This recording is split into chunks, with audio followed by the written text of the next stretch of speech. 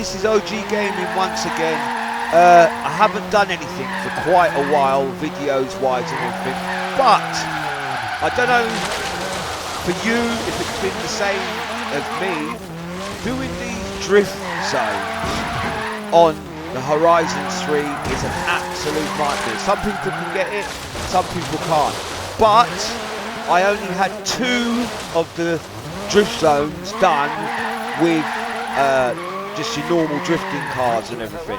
Then I sat here the other day and I've left a video where you can see how bad I am at the drifting, even in a small car.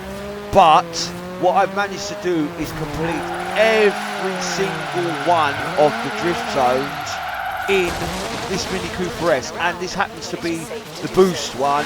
I've got my own setup on it. I maxed it right out, put the rims right out, took them out to 22, so like stretch them right out, made them as wide as possible and as big as possible. And I used this Mini, and this Mini has managed for me to get through and do every single one of the drift zones just using this Mini. As you can see, I've took a couple of runs at it and didn't quite get it there, but eventually this was the very last drift zone that I had to do, and I've done every single one of them apart from 2 of them in this Mini. So I think this is the drift that I actually do where I make it. If it's not this one, it's the next one. I think it's the next one because I actually do it going uphill. The actual drift, I actually do it going uphill. And I think it's the next one, the one after this one. If I'm not mistaken. So I kind of just missed it on this one. And then went back again and did it again. But I thought, oh, instead of making it a video with just the drift alone in it where I made it, I would do it with a couple of fails, but then show you how easy it is to do these drifts in this Mini, because it's so small and so much power. You can just boot it through, make mistakes. Then, like with me, I'd be turning a big car round and it would fail. But in this thing, you can turn it on a dime. Look, even going uphill, I've got like,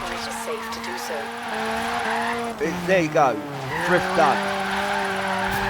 And uphill.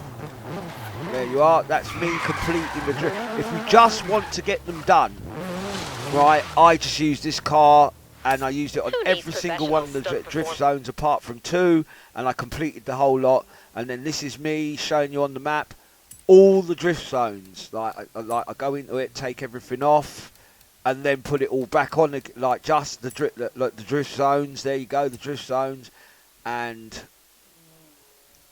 as you can see, look, every one of the drift zones are now done, and all I've got to do left is a couple of the other PR stunts, which was I've done all the jumps now, and I'm down to the speed zones left. That's all I've got, and I think I've got 1 left to do, and then that's all the PR stunts done.